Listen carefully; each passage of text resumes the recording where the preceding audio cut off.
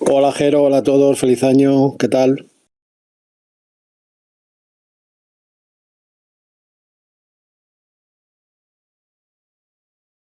Sí, va bien, va bien. Yo sigo en modo fantasma, en modo oculto. En teoría mañana tenemos conexión nueva y entiendo que ya podemos retomar los tweets a saco y retomando sobre todo con ese 2007 que quedó tan terrible que era mejor borrarlo y volverlo a hacer. Así que espero que vaya bien y nada, anunciaremos en breve cuando hacemos ese 2007 si vemos que todo está correcto.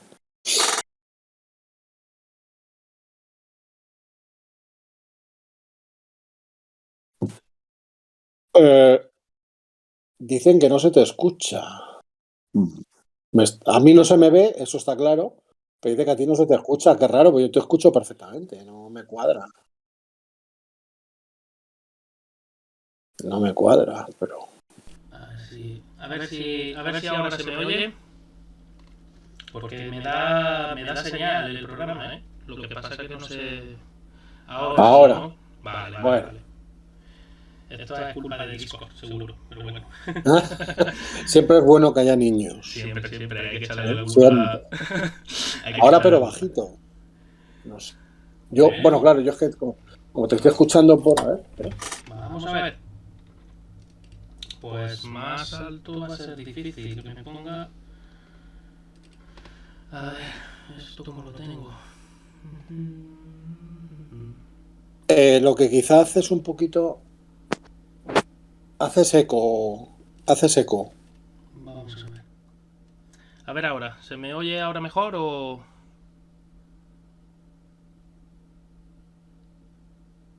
¿Hola? Ahora. Vale, vale, vale. Ahora sí, Jero. Vale, vale, de acuerdo. Bueno, pues comenzamos entonces.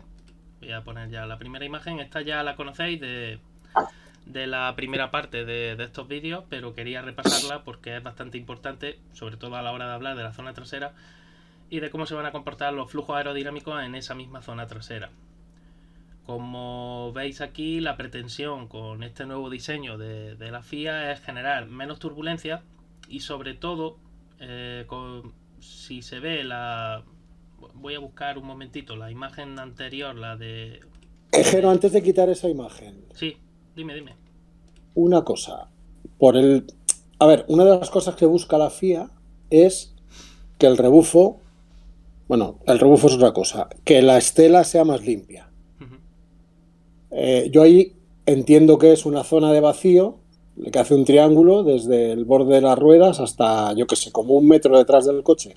Sí, fíjate arriba en la escala, realmente esos son los coeficientes de presión. Entonces, cuanto más rojo está, mayor presión hay en el aire. Cuanto más azul está, menor presión. Y si está, como bien Vale, has dicho, ese triangulito que se forma ahí, bueno, esa especie de cono, pues sería una zona de muy baja presión.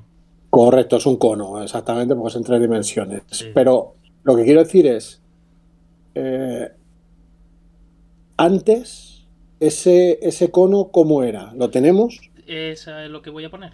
Voy a buscar la Ah, vale. imagen. No la tenía preparada, tenía que haberla puesto antes, pero he caído luego, que a lo mejor hay gente que No pasa no... nada. Claro. Pero eso lo buscamos ahora mismo y vamos a ver dónde estaba. Aquí, esta es. Esta sería la anterior imagen.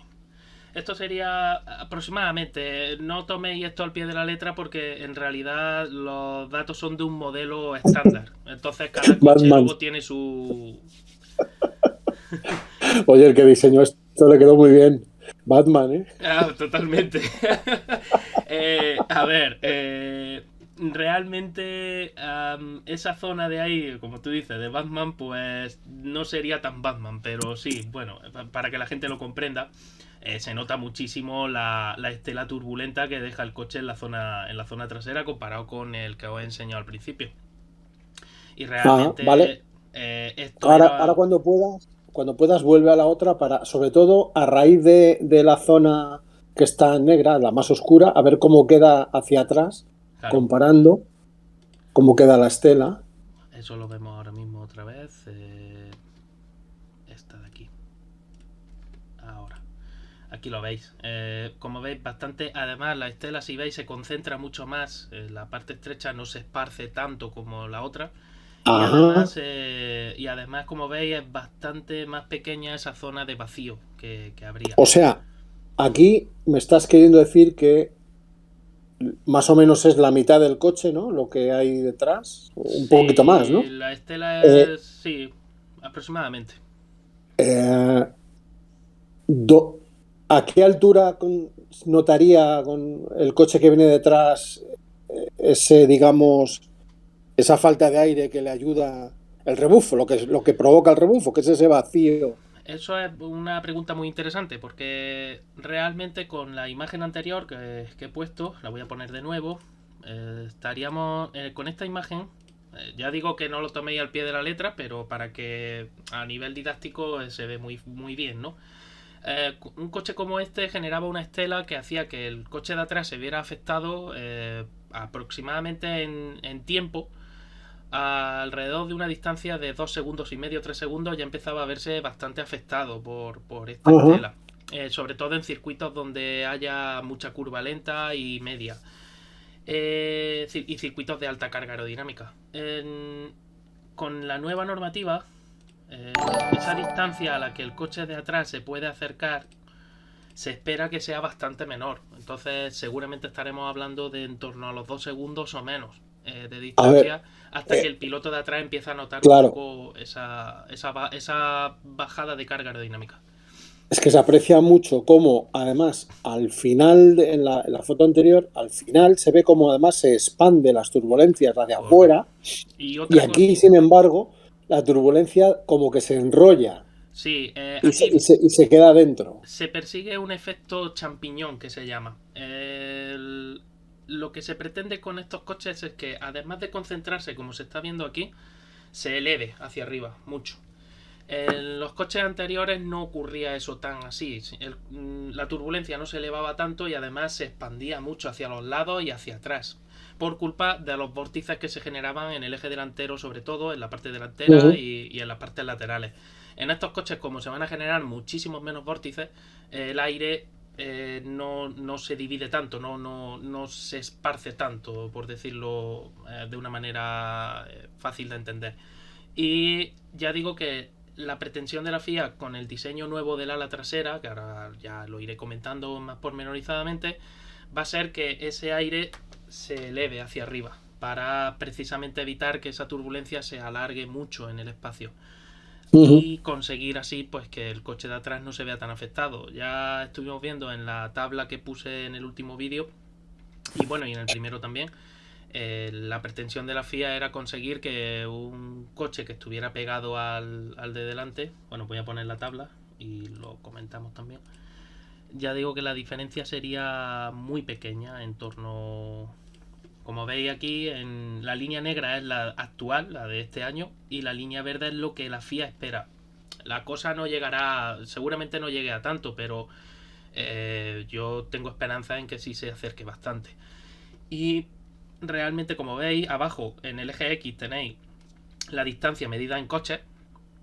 Es decir, un coche de distancia, 2 3 4 etcétera. Y en el eje de abscisas, pues lo que tenéis es el porcentaje de carga aerodinámica que todavía conserva el coche de atrás. Y como veis, bueno, pues cuando el coche se acerca mucho en un vehículo de ahora, de 2021, pues se pierde mucha carga aerodinámica. Sin embargo, Casi la mitad. claro, en los coches del año que viene se espera que eso no sea tan así.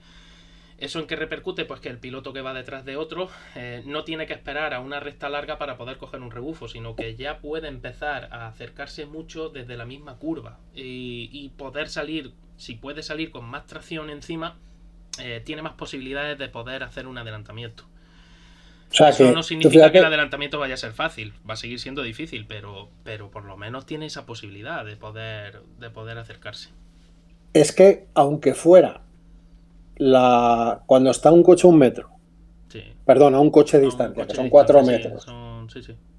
aunque se quedara a cuando está ahora a 7 metros, a 75, un 79%, Sí, ya vamos. sí, ¿Dónde sí. está la piedra que nos damos con los dientes rápido? Sí, por eso digo que, a ver, las pretensiones de la FIA son muy halagüeñas. Ya, ya, Realmente son simulaciones y al final ni siquiera los equipos de Fórmula 1 saben todavía exactamente en qué punto están. Así claro. que realmente estas cifras que se ven aquí, pues son un poco, para mí son un poco halagüeñas, pero no significa que no se pueda intentar alcanzar.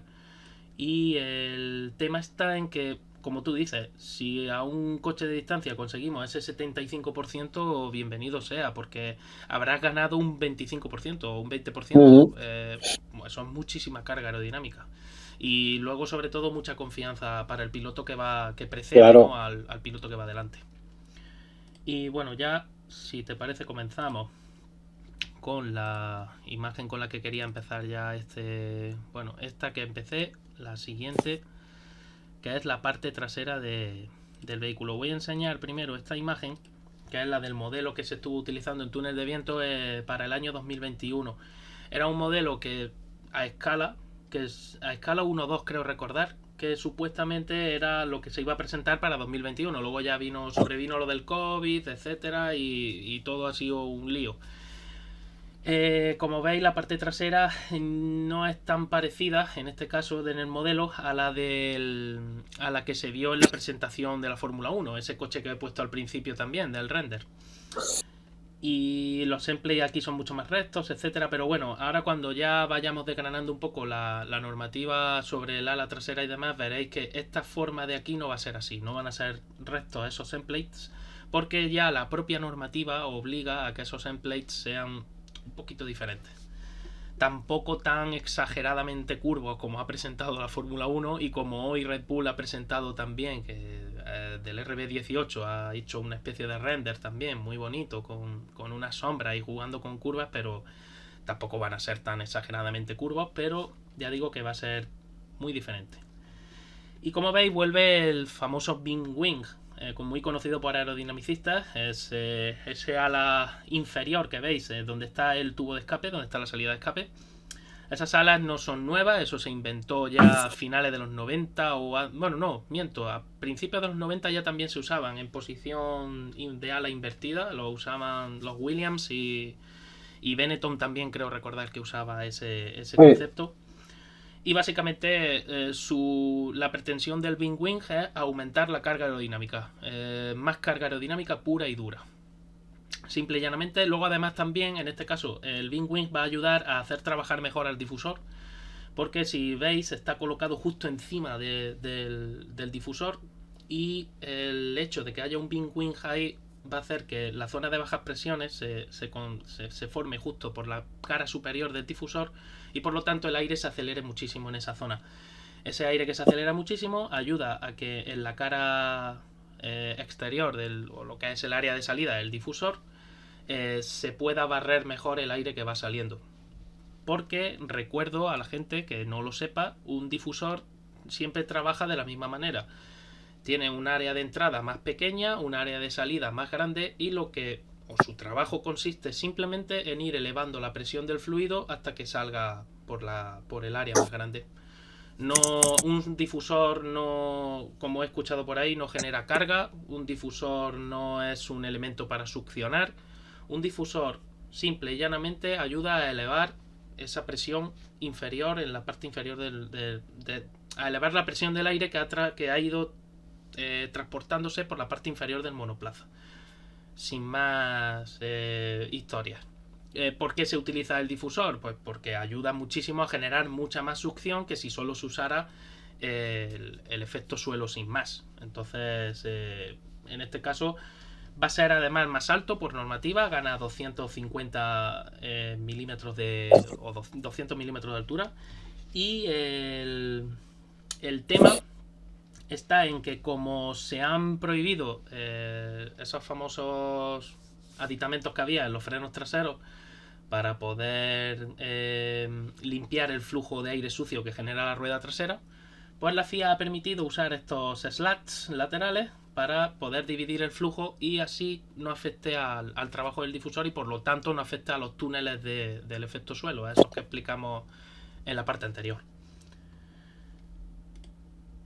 Y ahora si os enseño la siguiente foto, esta imagen que ya se ve un poquito mejor de lo que estoy hablando. Por cierto, que ahí he señalado en la parte anterior, en la segunda parte de estos directos, estuvimos hablando de que volvían las branquias a la Sí. Fórmula 1 y aquí vi un render que la FIA se había encargado de colocar esas branquias. Bueno, no sé si los equipos están trabajando en algo parecido a esto, si va a ser algo diferente, porque la FIA obligaba a colocarlo en una posición en la que había bastante margen de maniobra y obligaba también a que tuvieran una superficie máxima determinada. Entonces, digamos que los equipos todavía tienen algo de libertad a la hora de colocar esas branquias en un poquito más adelante, un poquito más atrás o más arriba o abajo.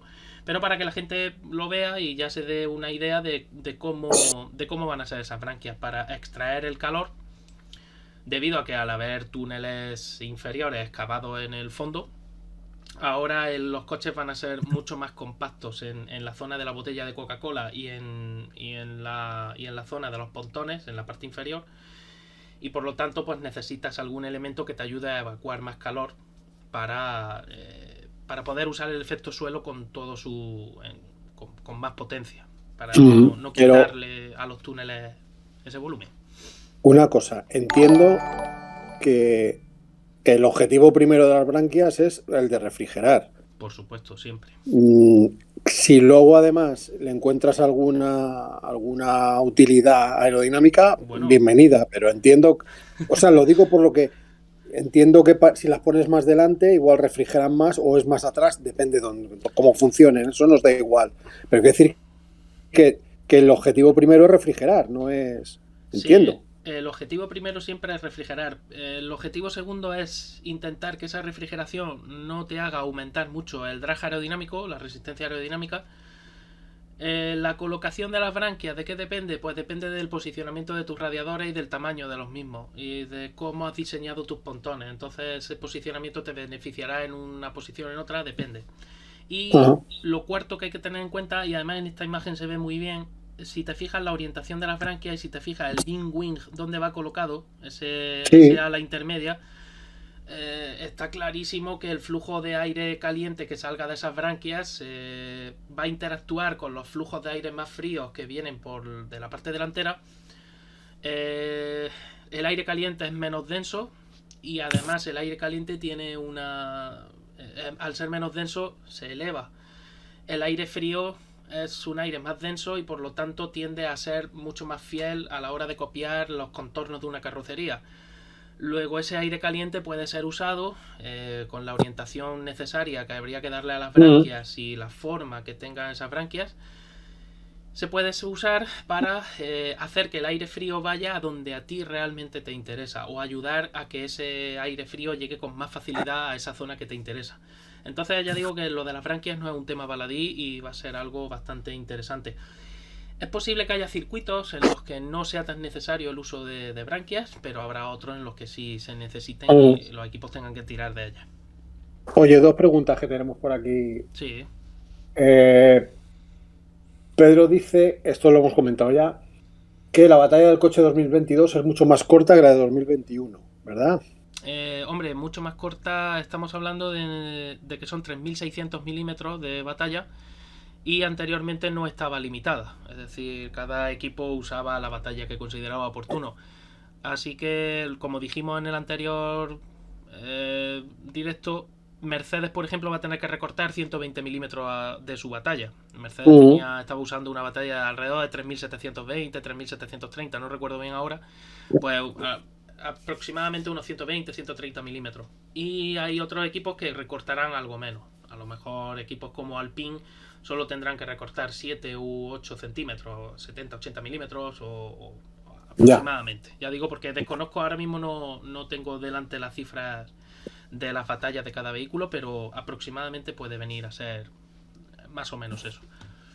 Y Pedro también nos comenta que ha leído a Enrique Scalabroni Sí.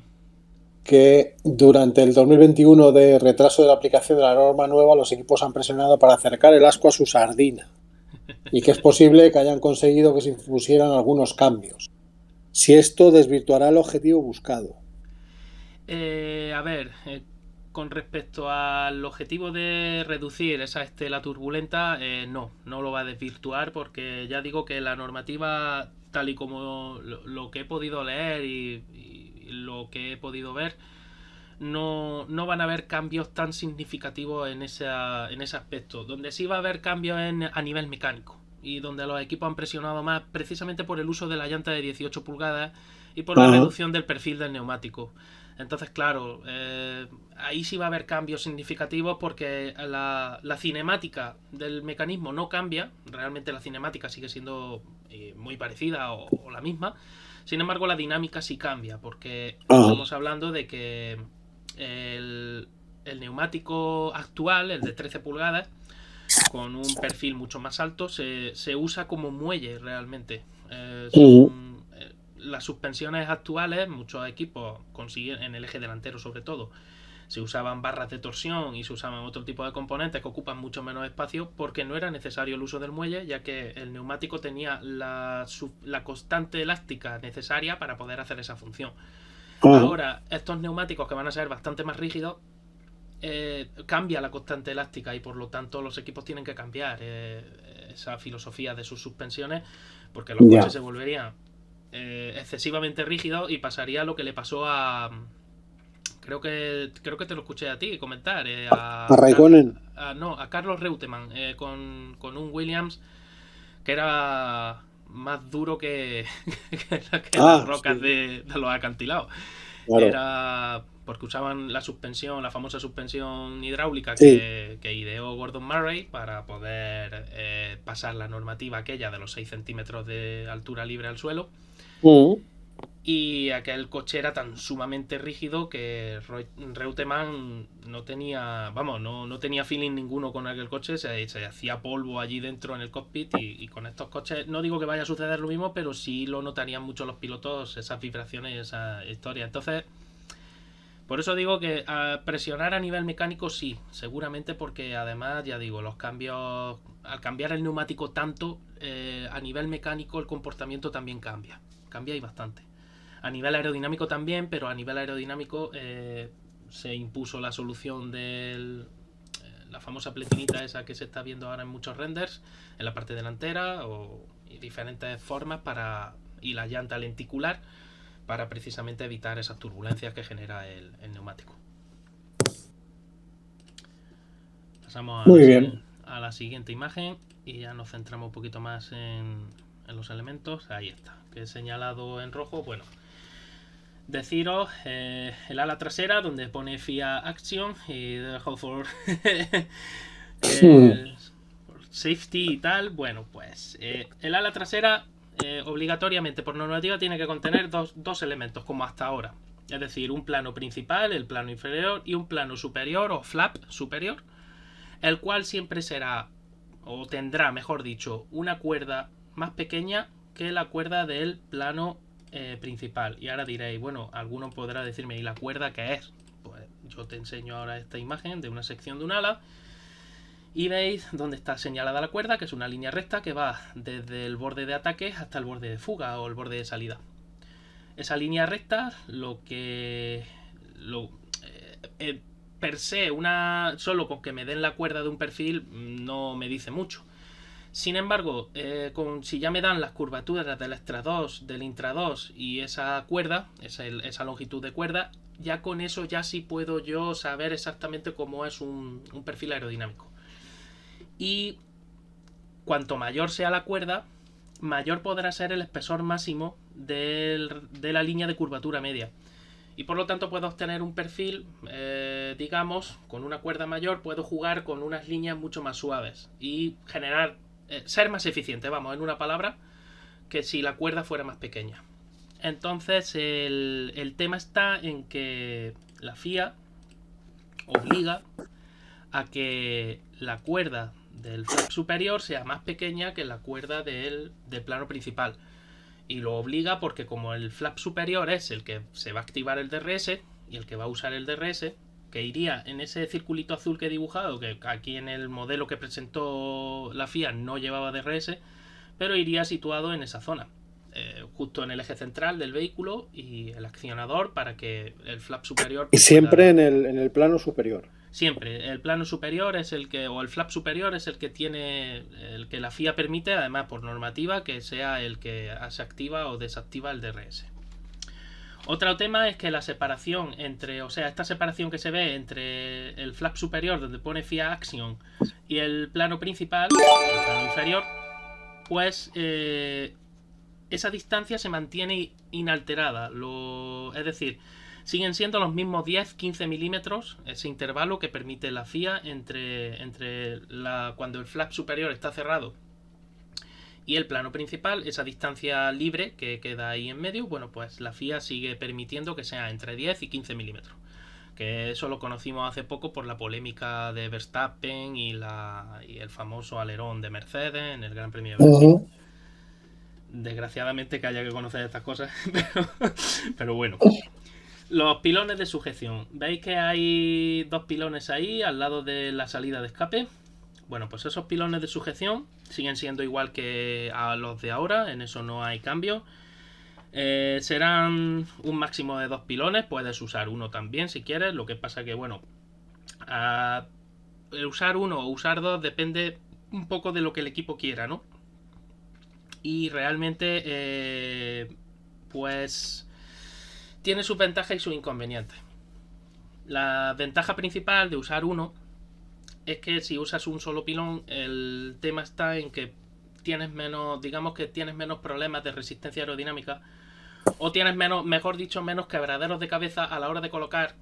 Cuando tú tienes que colocar dos pilones, tienes que pensar muy bien a qué distancia o qué distancia máxima te permite la FIA de separación para que los flujos aerodinámicos que distorsiona un pilón y otro no interactúen entre ellos, o interactúen lo menos posible y que no se genere una, digamos, unas interferencias o resistencia por interferencia, que se llama. Un solo pilón no tienes ese problema. Un solo pilón ya no tienes ningún problema porque las paredes de los endplates están tan sumamente lejos que no va a haber no van a interactuar los flujos aerodinámicos.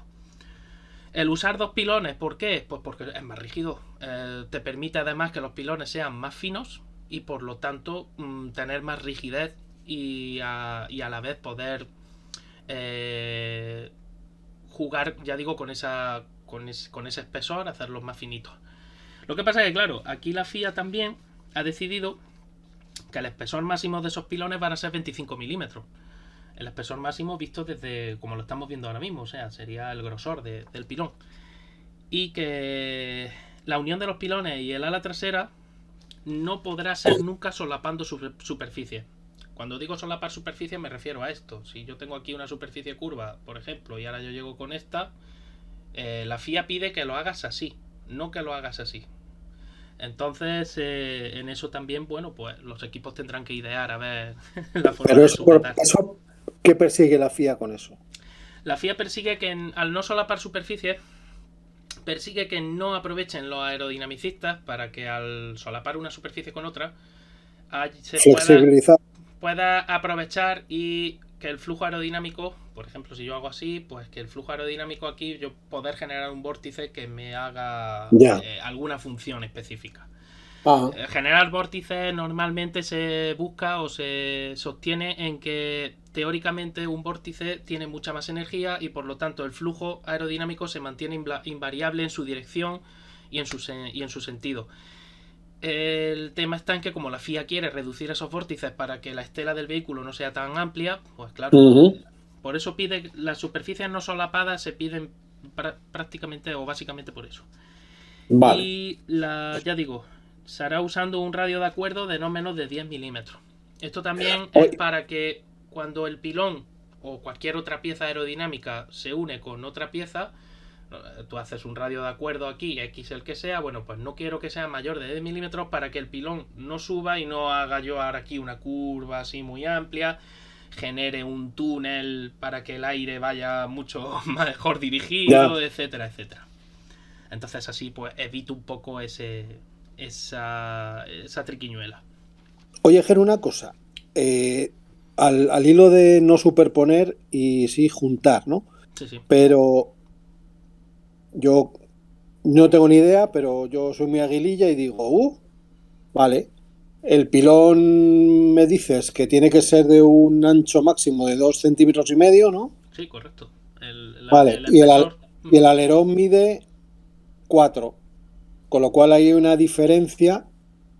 Ahí se podría formar un vórtice con eso así.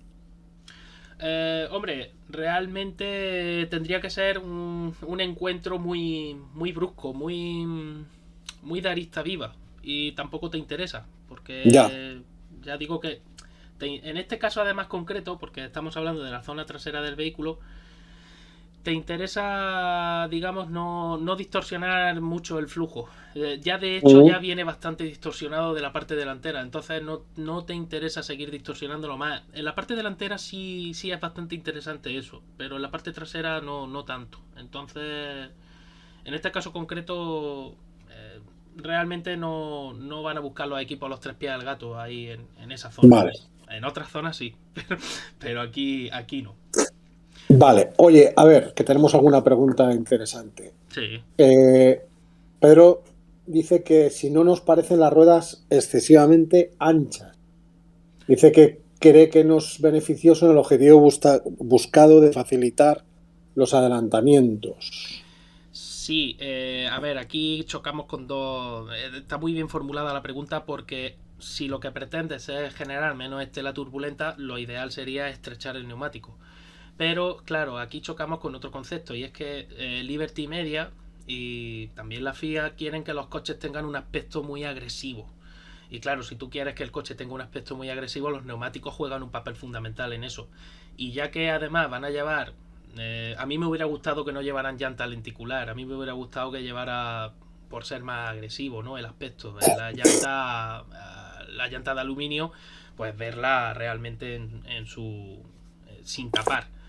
Pero bueno, para el objetivo aerodinámico es necesario taparla, es necesario poner el tapacubo, entonces, bueno, digamos que lo que se persigue es más bien un objetivo estético, más que otra cosa. Eh, Pero realmente, ojo, sí, sí, ojo a los tapacubos que pueden dar mucho juego a nivel publicitario y correcto. otras cosas, jugando con los LEDs y demás.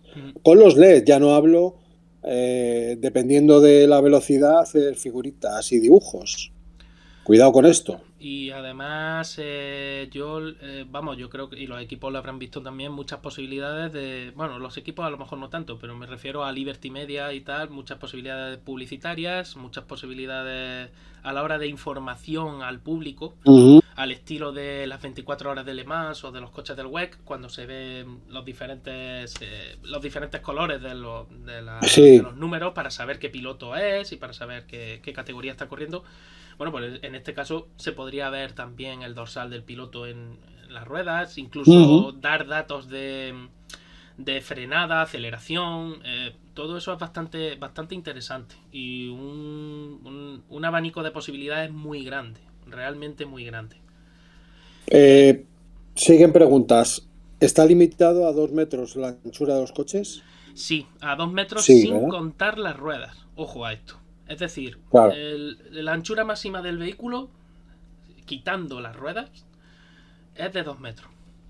Ujú. Eso no significa que tú tengas que hacer un coche de 2 metros de ancho. Significa Claro. simplemente que como máximo puede medir 2 metros. Vale. Y si los cambios reglamentarios consiguieran el efecto deseado, ¿sería realmente necesario el DRS? Él piensa que no. Yo también creo que no. Yo creo que el DRS lo han dejado como por seguridad, ¿no? Como una válvula de seguridad, digamos. Ujú. Yo tampoco lo quitaría de momento. Sinceramente, pero no hasta que pasara la segunda o la tercera carrera, no. Yo me esperaría hasta mínimo, muy mínimo, hasta el ecuador del campeonato. A ver cómo se comportan estos coches, a ver cómo evolucionan. Y una vez que ya se vea eso, si se consiguen los objetivos, desde luego yo también opino lo mismo. Si un coche que va a estar a un coche de distancia, si se consiguiera ese 85% de carga aerodinámica, Ujú. realmente el DRS ya no tiene mucho sentido. Claro. Pero ya digo, yo personalmente todavía está todo muy verde y yo lo dejaría el DRS como va a hacer la FIA, que yo creo que es correcto la decisión. que luego hay que quitarlo, no habría ningún problema. Es algo que realmente es fácil de quitar y no tienes que cambiar el diseño del vehículo tanto como pudiera ser otras piezas u otro sistema.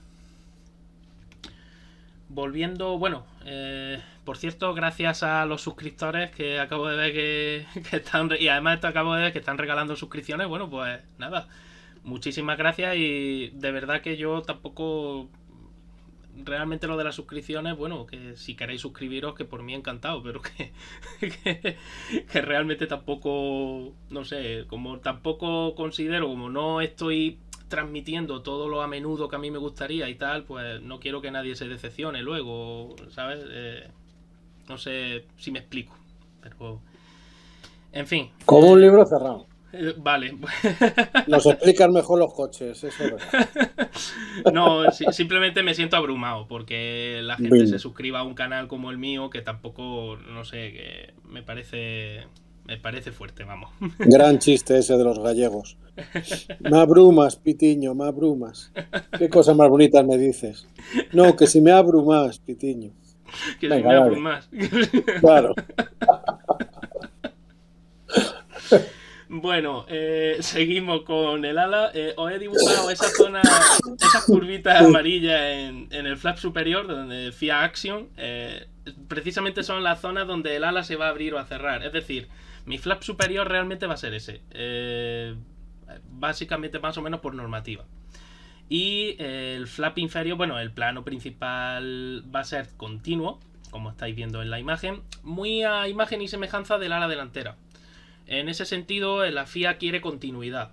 De hecho, en la normativa se especifica que las superficies tienen que ser continuas y no puede haber solapamientos tampoco entre distintas superficies, porque la FIA aquí distingue tres zonas fundamentales que hay que distinguir muy bien. La zona que os he pintado en amarillo, que se llama wingtip, o la punta del ala, ¿no? Propiamente dicha. La zona de los endplates. Los endplates son esa línea roja que sube, bueno, donde están las luces van a ir ahí situadas.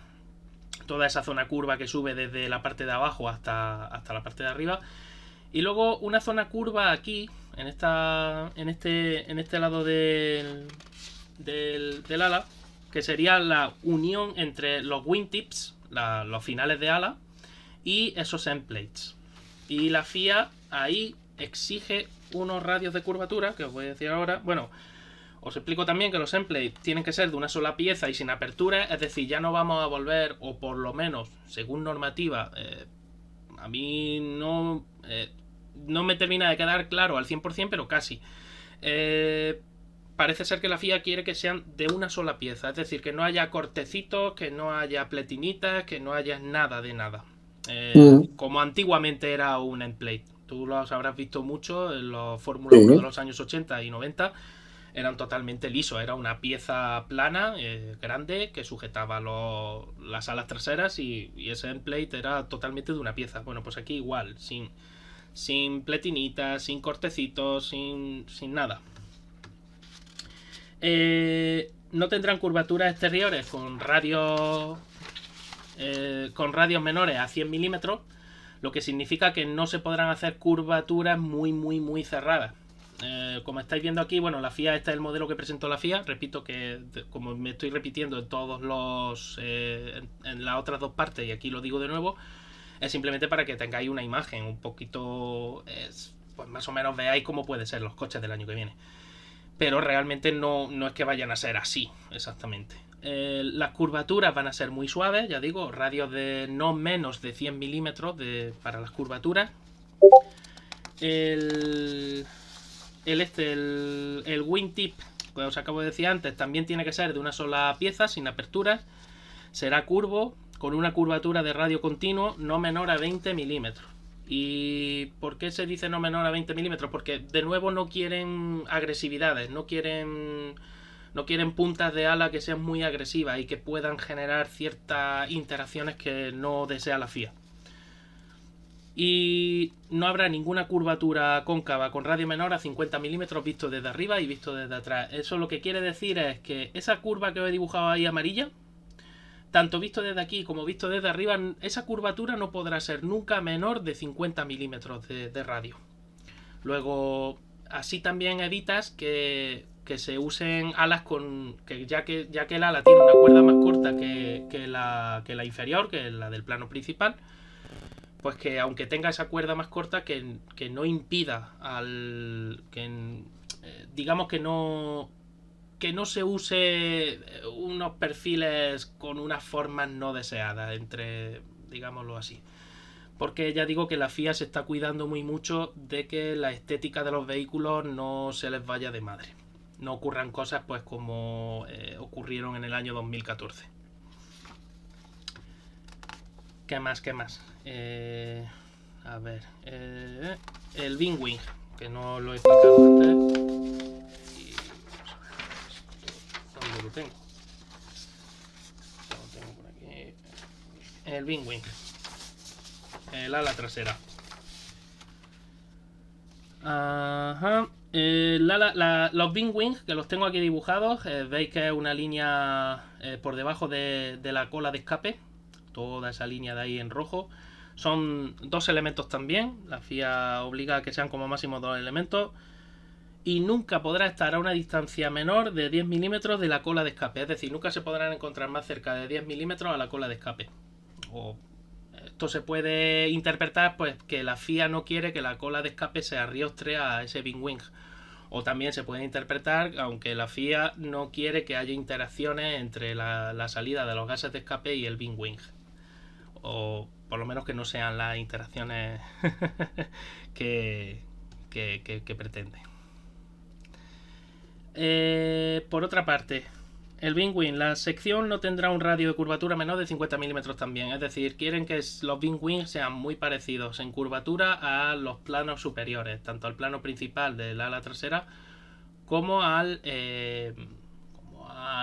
flap superior. Y ya digo, van a ser 2 elementos. Y esto es muy curioso porque, al igual que con el ala trasera, que no lo he dicho antes, tanto en el ala trasera, siempre en el flap superior, como en el Wing también, en el Wing en el elemento superior, se podrá usar un Gurney Flap. Un Gurney Flap es para quien no lo sepa, es una pletina totalmente recta que se coloca a lo largo del borde de fuga del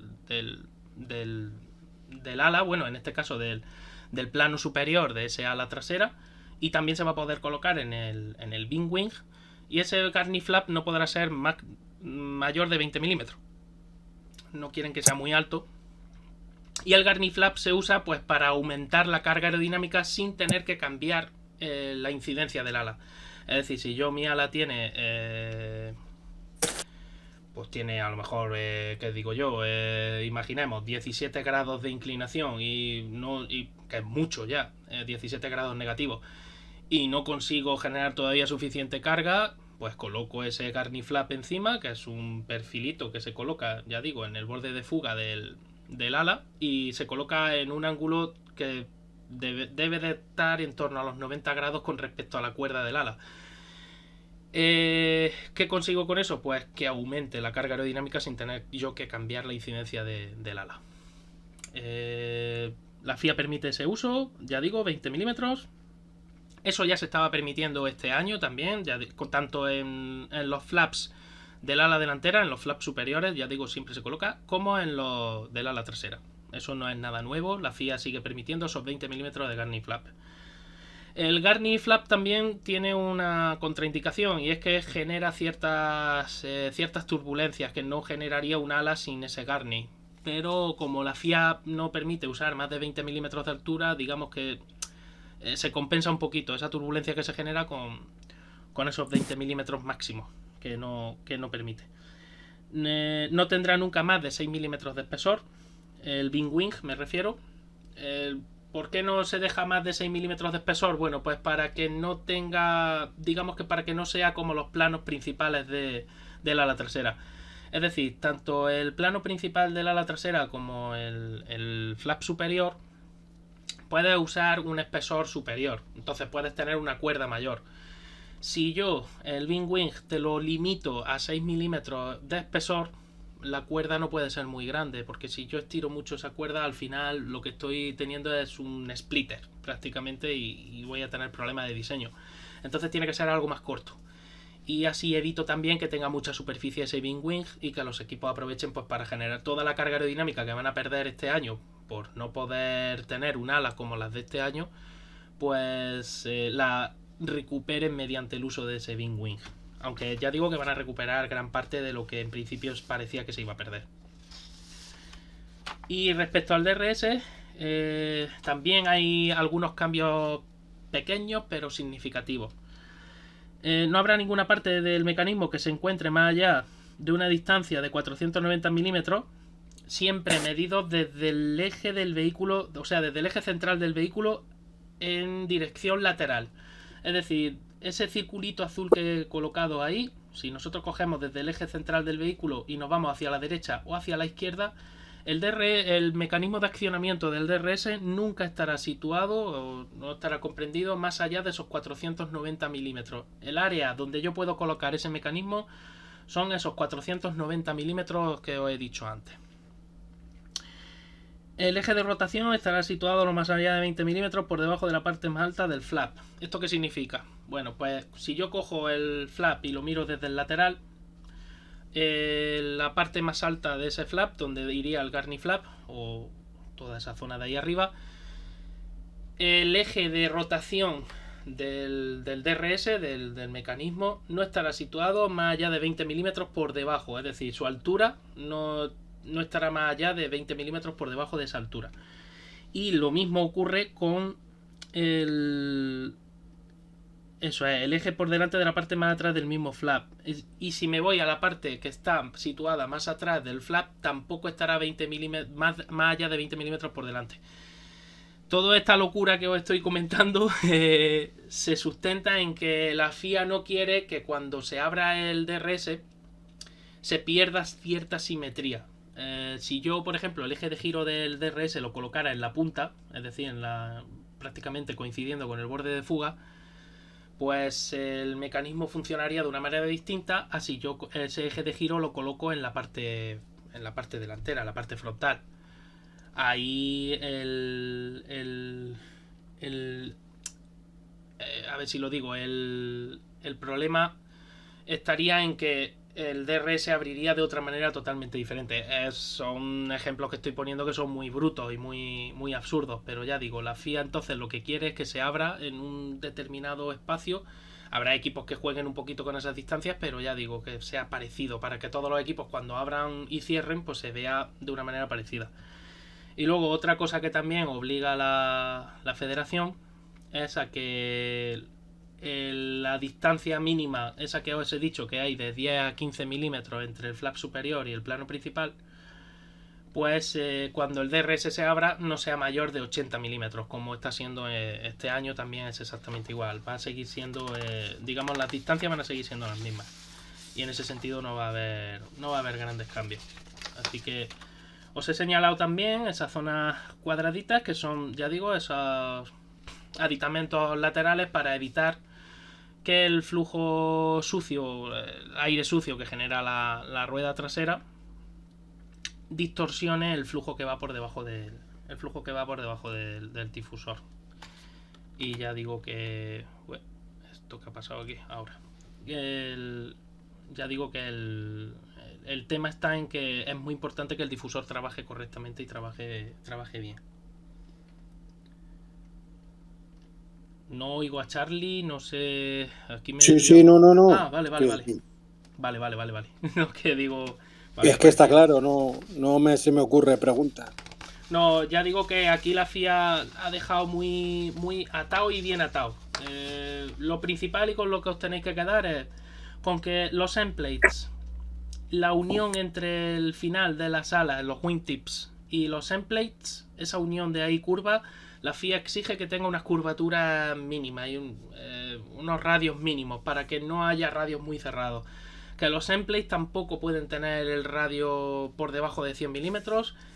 Que el eje de giro del flap superior, el eje de giro del DRS, tiene que estar situado en una zona muy concreta para evitar precisamente que el ala haga cosas raras. y que los Wing Wings van a ser bastante más pequeños en comparación a las alas superiores o a la trasera, ¿no? Básicamente pues eso, para que el Wing Wing sirva como apoyo aerodinámico, pero que no sea otro generador principal de carga. Vale, nos pregunta Pedro otra vez, que es el que está más activo, Sí, que, sí. en temas de las carreras con lluvia, que para evitar el spray y lo que ha ocurrido en Spa, por ejemplo, que mencionaban guardabarros de ideas que imagino no han cristalizado en la norma de 2022. A ver, es que yo creo que es muy difícil evitar que el agua de spray, ¿no? Es que no De, hay de, manera, entiendo. de hecho, este año va a ser muy interesante porque en las simulaciones de los equipos, ya digo que la estela turbulenta que se genera, bueno, más que la estela turbulenta, el aire que desplaza el vehículo se pretende que vaya hacia arriba, ¿no? En efecto champiñón, dicho así mal y pronto.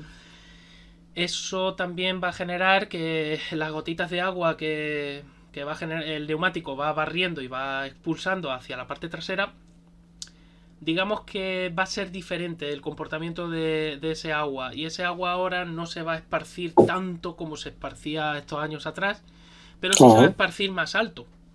Luego habrá que Pero todo lo observar que sube también, baja. claro, habrá que observar también qué efectos va a tener eso en la visión del piloto en la parte trasera, porque ya digo que es muy difícil eliminar eso, y lo de los guardabarros no es algo que se contemple porque realmente habría problemas aerodinámicos importantes Claro. a resolver. Entonces es complicado. Ya digo, realmente lo interesante será observar a ver cómo ese spray se comporta. Las gotitas de agua son un fluido bastante más denso que el aire, entonces no van a subir tanto como el aire, pero sí van a ser empujadas por ese aire. Y entonces no se van a esparcir tanto hacia los lados. Y digamos que a lo mejor esto es todo teoría, ¿no? A lo mejor un piloto que vaya detrás de otro, si se aparta ahora hacia un lado, ahora sí tiene muchísima más visibilidad de la Más que ha visión tenido que hasta este ahora, año. ¿no? Ajá. Pero Vale. ya digo, esto es teorizar. Esto ya sí que es verdad que estamos entrando en el terreno de las elucubraciones. No hay una Ujú. certeza real de que eso vaya a ocurrir exactamente así. Iba ahora a pasar a una imagen, porque ya lo que es el tema aerodinámico, si tenéis alguna duda más, podemos ir resolviéndola, aunque yo mientras cambie ahora la imagen, pero es porque quería hablaros de otro tema de la normativa. Y primero quiero explicar un concepto. Esto es un esquema simple de suspensión, una suspensión pasiva, como la que tiene cualquier coche. Seguramente los que están aquí, todos tienen todos tenemos el mismo sistema de suspensión en nuestros coches. Básicamente la explico muy rápido. La masa 1 sería la masa de nuestra rueda. La masa 2 sería toda la masa suspendida del vehículo, es decir, el chasis y todo lo que comprende el motor, transmisión, el habitáculo, los El pasajeros, coche en sí. el coche, todo el coche. Como veis, a la izquierda un muelle, a la derecha un amortiguador. K sub S es la constante elástica del muelle. Eso depende del material que se usa, del devanado, de lo que es la cantidad de espiras, sección, etcétera. Y la constante del amortiguador, propiamente dicha, es C sub S, que lo que nos indica es la cantidad de energía que va a ser capaz de absorber ese amortiguador. Y luego abajo tenéis una gamma, que es todos los neumáticos, por histéresis elástica, tienen un efecto muelle. Entonces el propio neumático también hace un poco de muelle. Todas las suspensiones, repito, funcionan así.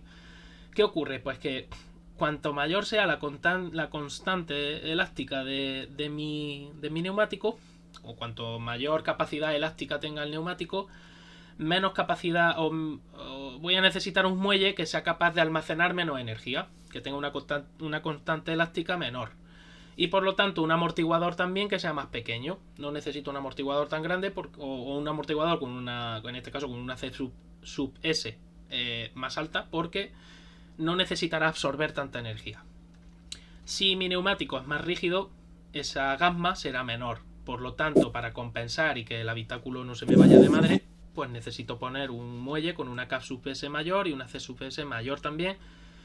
Porque ¿qué ocurre si yo no colocara un amortiguador y solo estuviera el muelle? Bueno, pues el muelle, como acabo de decir, trabaja recogiendo la energía que le envía la rueda y devolviéndola inmediatamente. Una vez que el muelle se ha comprimido y ha cesado esa fuerza, el muelle devuelve esa fuerza. Y es el que se encarga precisamente de que el neumático esté siempre en contacto con el suelo, por esa función que realiza el muelle. O el elemento elástico puede ser ballesta, puede ser muelle, puede ser barra de torsión.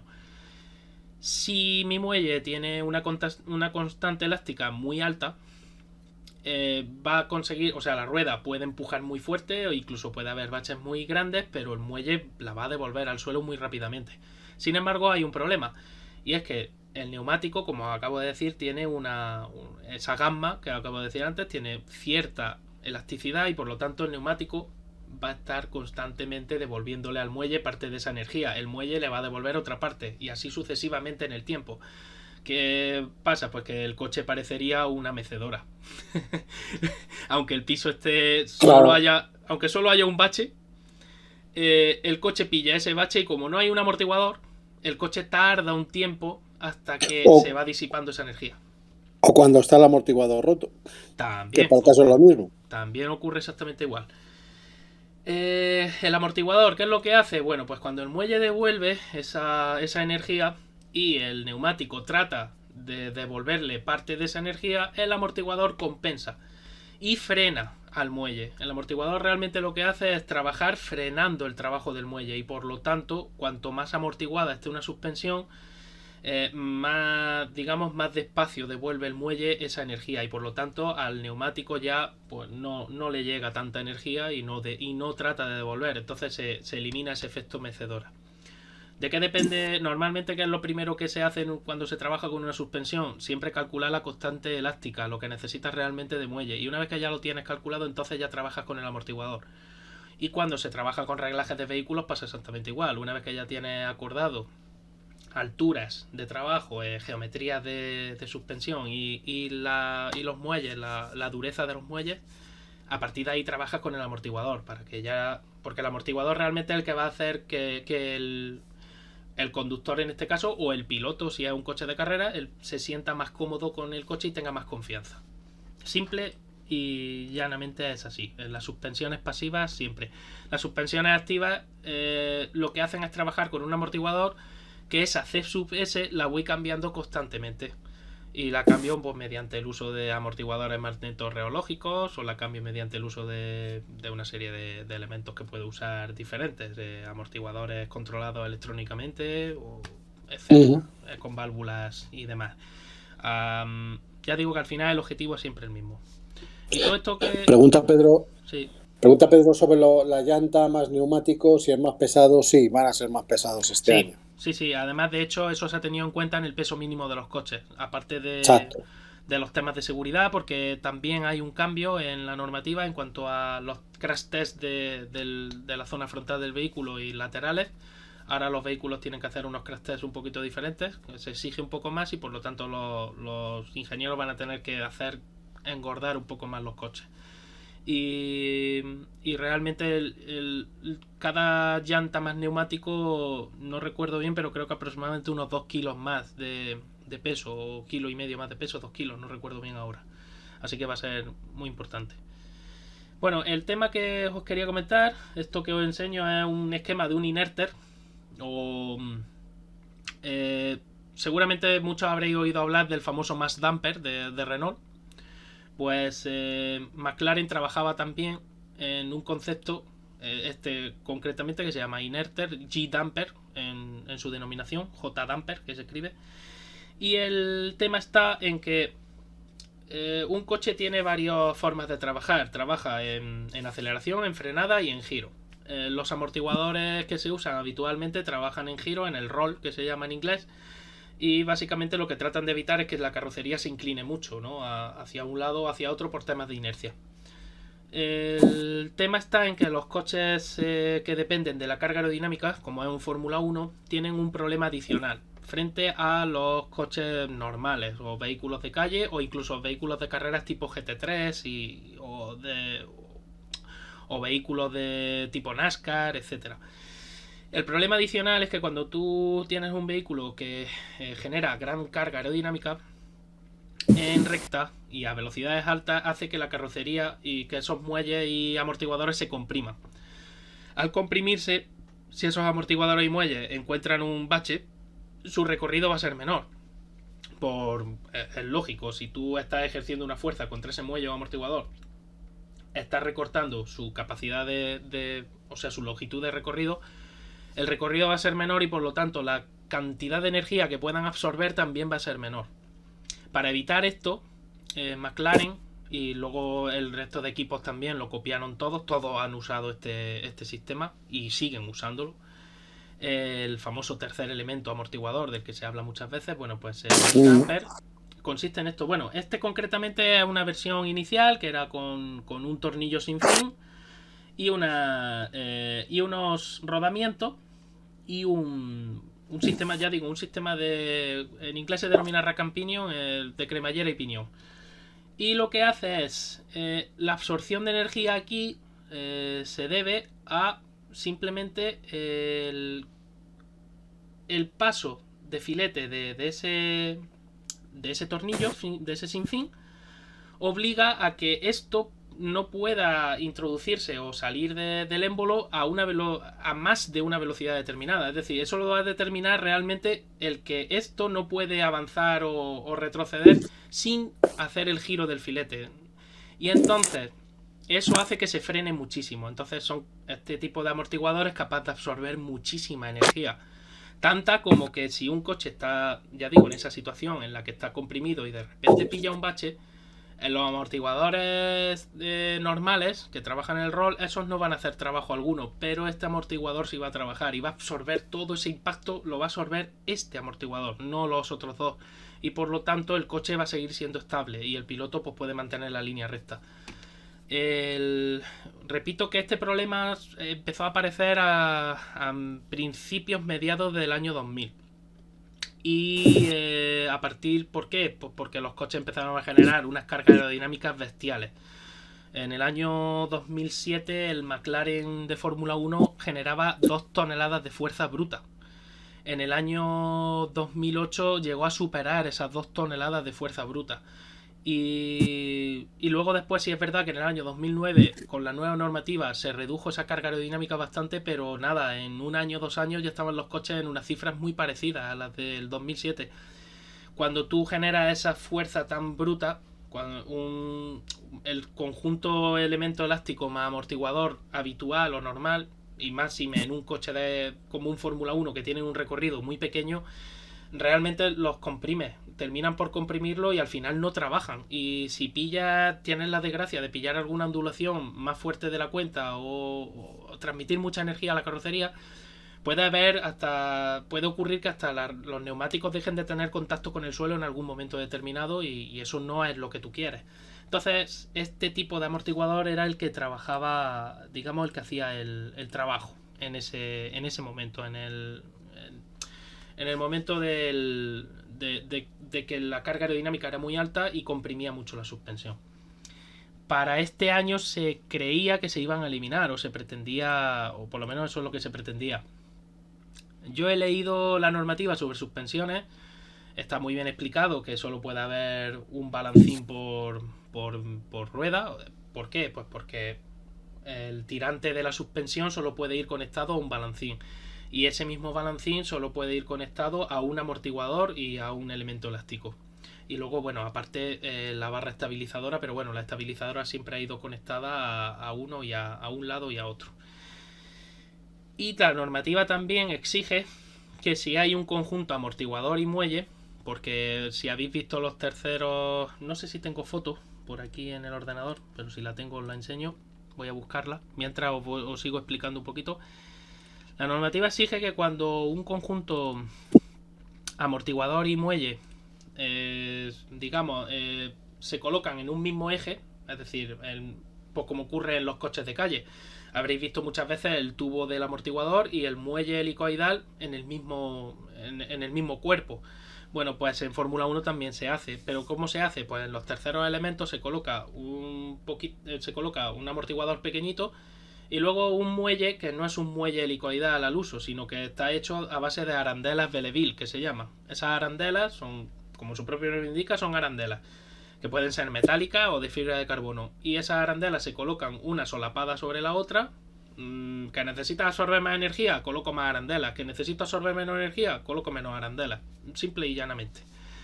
Y bueno, se usaban así. Entonces, la FIA ahora obliga a que si usa un amortiguador hidráulico y este tipo de muelle, no puedan ir en el mismo eje colocado, no puedan ir en el mismo sistema. Entonces, por ahí puede venir el problema de los G-dampers. Pero ya digo que realmente no hay nada en la normativa que diga exclusivamente o específicamente este tipo de amortiguador, el inerter, que es como se llama, queda prohibido o queda olvidado. Estoy buscando todavía la foto. Yo creía que la tenía. Pregunta Pedro que Sí, en sí. cualquier caso tendrán barras de torsión o muelles para soportar el peso del monoplaza. Sí, lo que ya eso lo llevan desde siempre, es decir, siempre lleva barras. De hecho, los muelles no se usan porque un muelle ocupa demasiado espacio y aerodinámicamente no es bueno. Entonces se usan barras de torsión normalmente. Y el tema está en que la barra de torsión tiene un movimiento limitado y sobre todo tiene una de las características fundamentales es que aerodinámicamente viene muy bien porque ocupa muy poco espacio, pero el movimiento es muy limitado y la absorción de y la perdón y el almacenamiento de energía también es más limitado que en un muelle. Mm. Entonces el problema viene cuando tú generas en los coches actuales, cuando tú generas más de 3 toneladas de fuerza bruta en todo el coche. Eso comprime tanto la suspensión que ya digo, llega un momento en que la barra de torsión está totalmente. Las barras de torsión trabajan como su propio nombre indica a torsión, como cuando tú estrujas un trapo para secarlo, ¿no? Para sacarlo. Normalmente trabajan así. Y trabajan también en diferente, con el diferente movimiento, perdón, de las suspensiones de un lado y de otro. El caso es que cuando un vehículo se mueve en línea recta, son las dos suspensiones al mismo tiempo las que bajan. Entonces la barra de torsión ahí prácticamente no hace trabajo ninguno. Y es el amortiguador el que tiene que tratar de compensar eso. ¿Qué ocurre? Pues que no se puede compensar tanta fuerza como genera un Fórmula 1. Entonces, la forma de hacerlo. Ya digo, el inerter se usa precisamente para ese caso, para el caso en el que tengo que absorber esa energía que me están transmitiendo ondulaciones, baches, pianos que pueden transmitirme a velocidades muy altas y que ni el amortiguador ni el muelle van a ser, el elemento elástico, perdón, van a ser capaces de absorber. Entonces, ese trabajo lo va a realizar este elemento. Ya digo que que en la normativa no hay nada específico todavía que diga no se puede usar, pero claro, es verdad que la normativa, ya digo, obliga a que ahora ese conjunto de muelle, de elemento elástico y amortiguador no pueden ir como han ido montados hasta ahora. Tienen que ir conectados obligatoriamente a los balancines y claro, eso cambia un poco las reglas del juego. Ya no sé yo los equipos se pueden idear sistemas para cambiar la cinemática, pero tendrán que pensar un poco a ver cómo lo hacen. Vale.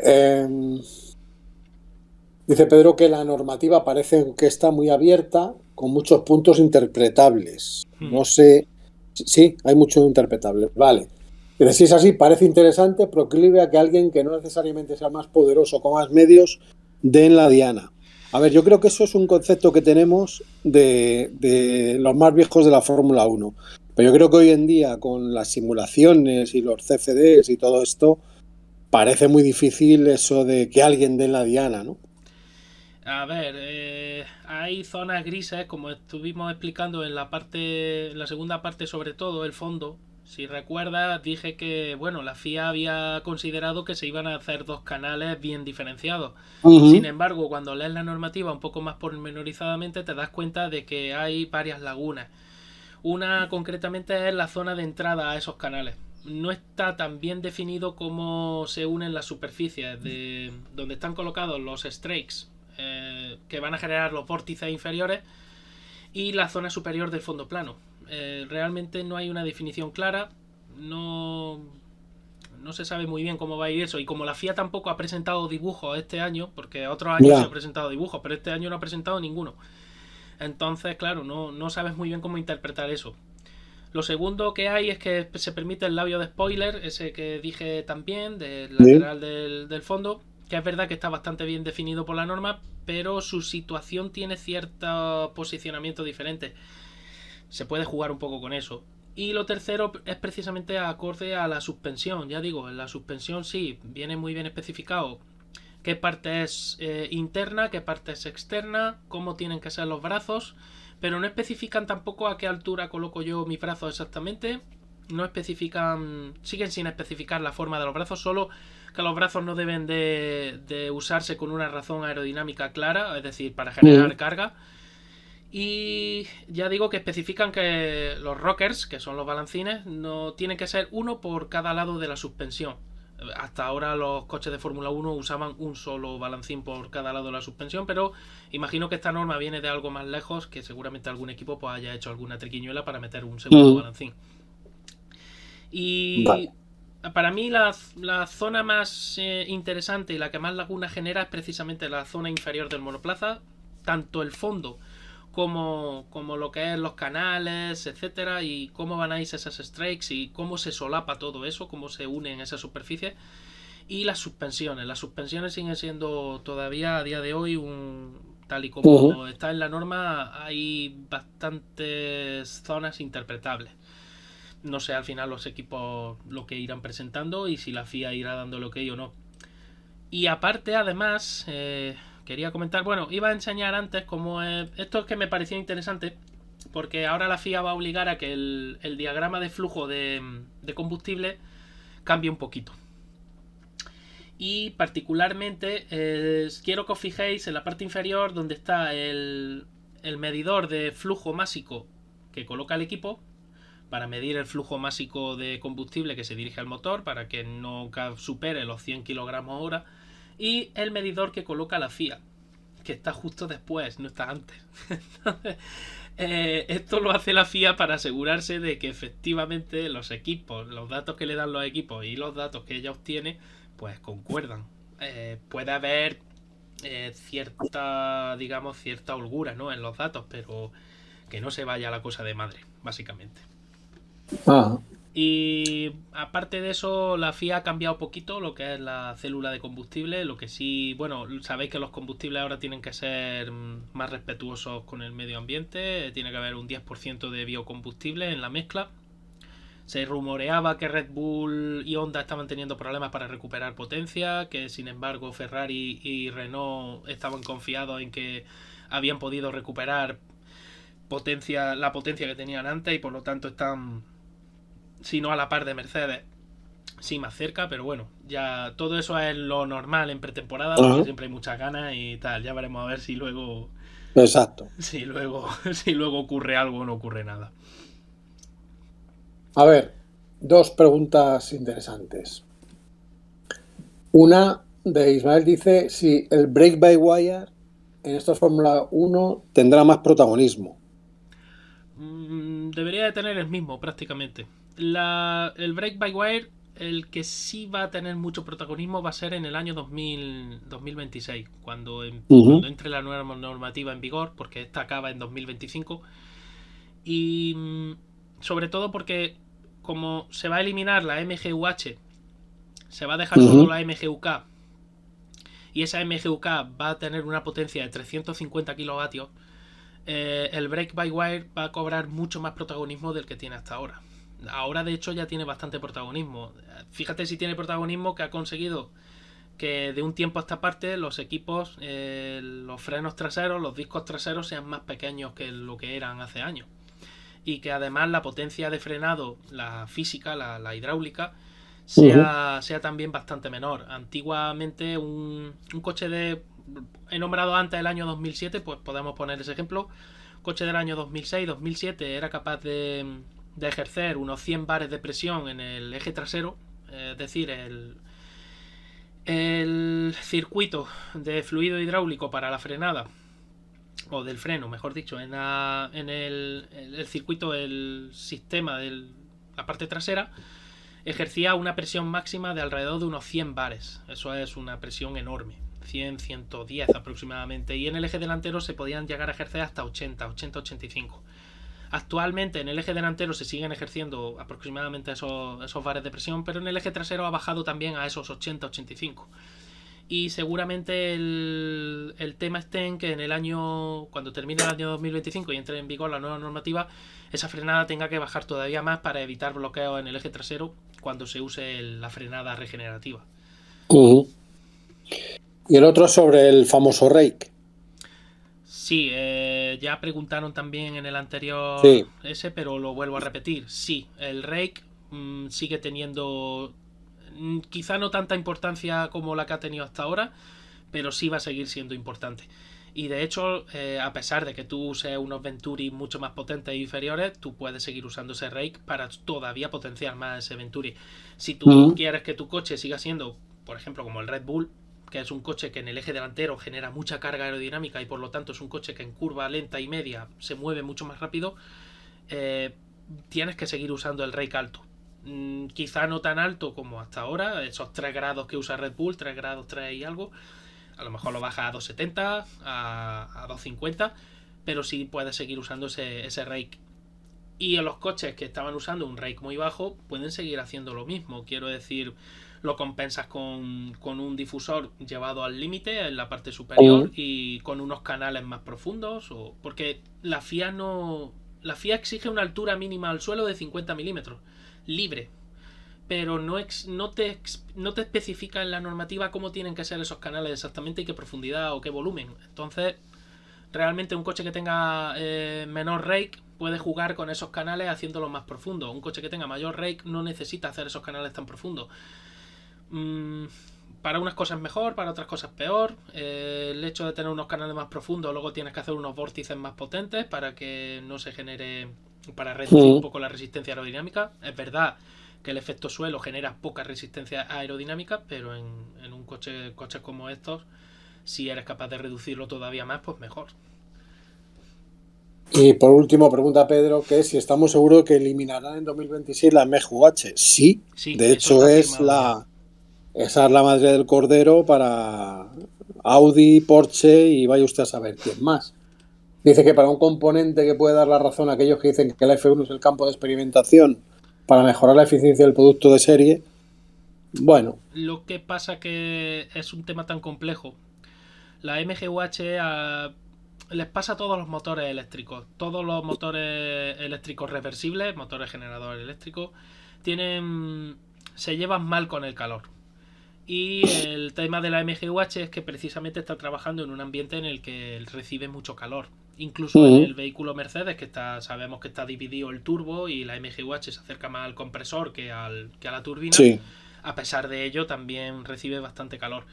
Ese calor hace que no es que la MGUH se vaya a romper por culpa del calor. Los motores eléctricos aguantan mucho calor si hace falta. El problema es que se pierde rendimiento. Si la MGUH ahora mismo se encarga de generar potencia de manera ilimitada, porque además la normativa no limita el uso de la MGUH en ese sentido, lo limita mediante el giro a la revolución a las que puede girar, pero no limita ni cuándo genera electricidad ni cuándo ayuda al turbo. La FIA deja total libertad al equipo para que en el mapa de motor la MGUH trabaje como el equipo quiera. El problema está en que si yo necesito 160 caballos, 163 ahora mismo, de la MGUK, las baterías van a permitir que mi MGUK pueda dar esos 163 caballos hasta cierto punto durante 33 segundos en una vuelta aproximadamente. Yo más o menos, bueno, pues vas decidiendo en qué rectas y en qué zonas sueltas esa potencia. La MGUH se encarga de recuperar gran parte de la energía que se perdería si dejaran salir los gases de escape sin más. La MGUK solo recupera 2 megajulios. Necesitas 4 megajulios para poder alimentar la MGUK a lo largo de una vuelta. Los otros 2 megajulios tiene que recuperarlos la MGUH. Si la MGUH pierde rendimiento, ya no me recupera 2 megajulios, ya me recupera a lo mejor 1 megajulio y medio, o 1 megajulio solamente. Luego, por lo tanto, en la siguiente vuelta mi MGUK no va a poder funcionar esos 33 segundos dándome esos 163 caballos. Me va a dar menos.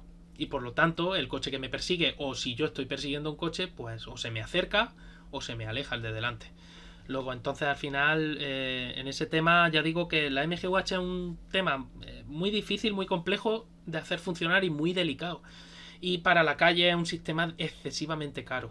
La idea era muy buena, porque realmente en un vehículo de calle iba a ser muy provechoso, pero el tema está en que es excesivamente caro y complejo, y al final pues no te interesa para un sistema de calle un sistema tan complejo. He puesto ahora la tabla esta porque ya es lo último que quería comentar, hablando precisamente de ese año 2026 y tal. Aquí veis la tabla de homologaciones, lo que pone la normativa. Esta la he recogido de la normativa directamente. Y pone el máximo de especificaciones permitidas de cada elemento de la unidad de potencia. Como estáis viendo, el motor, el turbocargador, bueno, el turbocompresor, la MGUH, la MGUK, la batería, Energy Store, la centralita electrónica, la EQ o Control Electronics, los escapes, que ahora explicaré una cosita también interesante sobre los escapes, la gasolina y el aceite del motor. Todo, absolutamente todo, se permite una sola homologación y va a ser el 1 de marzo de 2022. A partir de ahí todo queda congelado hasta el año 2020, hasta finalizar 2025, hasta el año 2026. Lo interesante del tema es que estamos con lo de siempre. La FIA se reserva el derecho a aceptar a partir de ese 1 de marzo de 2022, aceptar una evolución por razones de fiabilidad, por razones de costo. Es decir, si el equipo demuestra que esa nueva pieza ha reducido su costo de una manera significativa en su producción, pues la FIA puede aceptar que el equipo presente una nueva pieza, aunque no sea por razones de fiabilidad, cosa que es bastante interesante.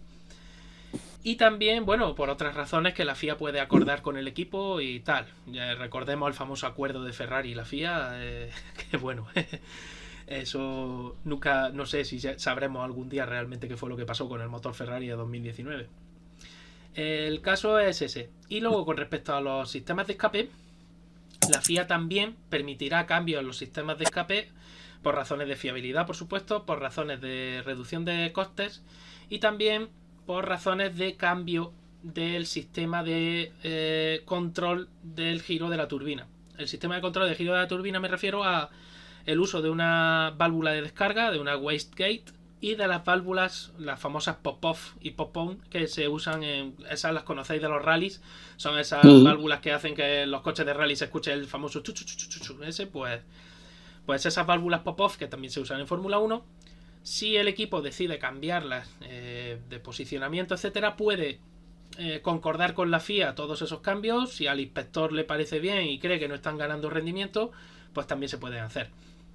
Ya digo, es todo tan abstracto que realmente es bastante interesante, porque aunque los equipos van a homologar el 1 de marzo de 2022 todos estos elementos y se supone que ya se congela y no se vuelve a ver cambio hasta el año 2020, hasta finalizar 2025, realmente va a haber cambios en esas unidades de potencia y en muchos elementos a lo largo de estos años. Las razones, repito, reducción de costos, esa me ha parecido bastante, repito que me ha parecido bastante interesante, porque ahí los equipos pueden meter mucha mano. Y el tema de la fiabilidad, la tan manida fiabilidad, eso seguro que también los equipos por ahí van a atacar. Entonces, sí, el 1 de marzo se presenta, se supone que ya no hay más cambios, pero a la larga lo sabrá y ocurrirá pues cosas como la que ha ocurrido este año con Mercedes, que presentó el pepino que presentó en Brasil y ya está. Ajá. Una última cosa. Bloque el diferencial. Común, control electrónico, piezas comunes y software libre.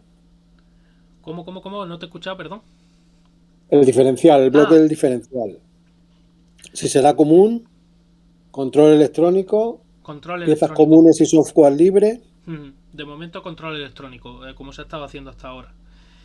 Y no sé lo que ocurrirá en el año 2026, para el año 2026, porque si se elimina la MGUH, toda la zona trasera del vehículo va a tener que cambiar bastante.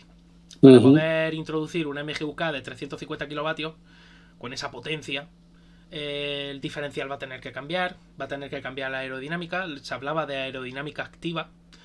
Aerodinámica activa no es no solo el DRS, sino aerodinámica activa en cuanto a la incidencia tanto del plano principal como el DRS, y aerodinámica activa en cuanto a el uso de...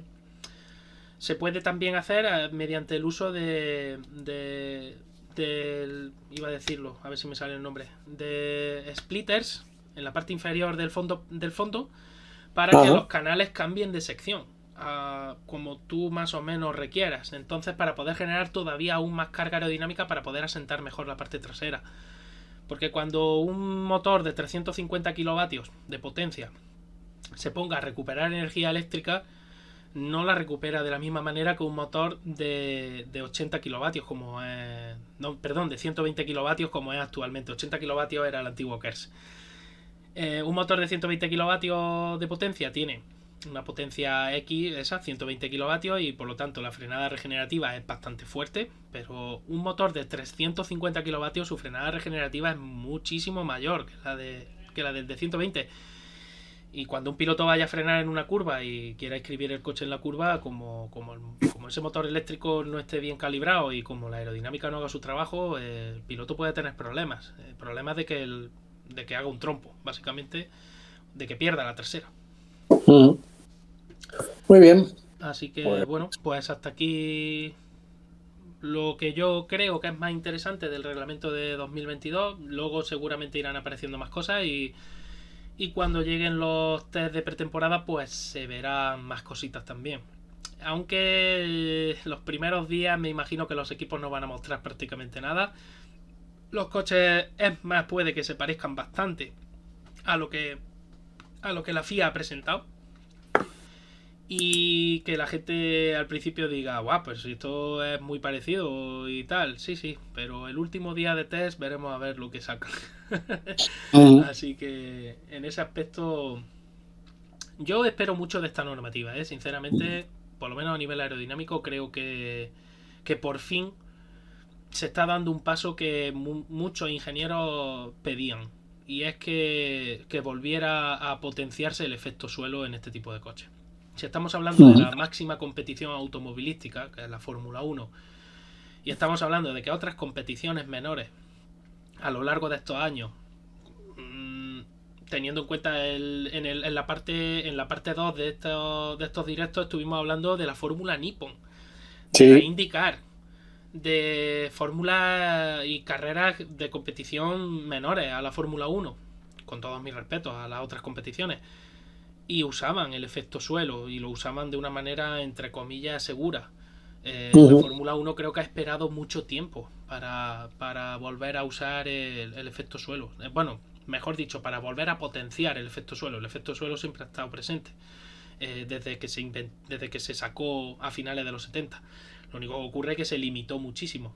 Pero ya digo que creo que es un paso bastante importante y un paso que creo que va a mejorar mucho el espectáculo. Hasta el límite de que ahora se pasen, se repasen y tal, no, eso no va a ocurrir porque primero los coches son muy grandes y segundo sigue siendo una competición en la que adelantar es muy difícil, pero por lo menos se verán otras cositas seguramente. Vale. Yo creo que bueno, al principio estarán más verdes y seguramente tardarán un poquito más en cogerle el tema, pero yo no tengo duda en que esto va a suponer una ganancia bastante interesante. Genial. Pues nada, está Sergio. Pues si está Sergio, le hacemos un raid ahora mismo y le mandamos para allá a esta gente para que se ilustren con nuestro amigo Sergio. Por el final del Dakar. El Dakar, pues he estado siguiéndolo gracias precisamente a Sergio y a vosotros. Un poquito, porque no he visto apenas resúmenes ni nada, ¿sabes? Yo nada, este año nada, cero. Bueno, pues nada, chicos. Muchísimas gracias, Charlie, de nuevo por Nada, haber un estado placer, aquí. ya lo sabes. Muchísimas gracias a todos los que habéis estado aquí. Muchísimas gracias también a los suscriptores, a los nuevos followers, etcétera. De verdad, estoy encantado con la acogida que está teniendo el canal, a pesar de que, repito, no puedo publicar con todo lo que a mí me gustaría, ¿no? O con la frecuencia que a mí me gustaría, pero de verdad estoy muy agradecido por todo, sinceramente, y espero a ver si puedo iniciar un poquito más a menudo los vídeos y poder hacer más directos. Y nada, muchísimas gracias por haber estado aquí. Esta parte la publicaré en YouTube dentro de un par de semanas, seguramente. Y las otras dos partes las tendré. La primera la tenéis ya disponible en YouTube. Y la segunda, pues la tendréis dentro de una semana aproximadamente. Así que nada. Perfecto. Pues muchísimas gracias Mil y gracias, Jero, muy buenas por noches a tu todos. sapiencia y por ilustrarnos. Muchas gracias. Bueno, pues me despido y ya os dejo con Sergio. Vamos a ver si me deja hacer el raid.